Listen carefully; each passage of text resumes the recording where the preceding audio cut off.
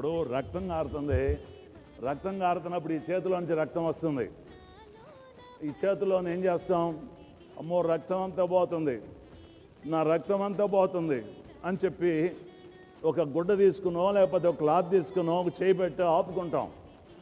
కానీ యేసయ్య చేయి తీయటానికి వీల్లేదు. ఈ చేతిలో మేకు బలమైన చెక్కగా మేకు కొట్టి బిగించేశారు. ఈ చేతిలోంచి రక్తం వస్తుంది, ఈ చేతితో రక్తాన్ని ఆపడానికి వీల్లేదు. ఆయన రక్తం అంతా అలాగే దారలుగా కారిపోతుంది, రక్త శాస్త్రం అంతా కారిపోతుంది. లేవియాకాండం 3-4 అధ్యాయాల్లో మీరు తర్వాత చదువుకోండి.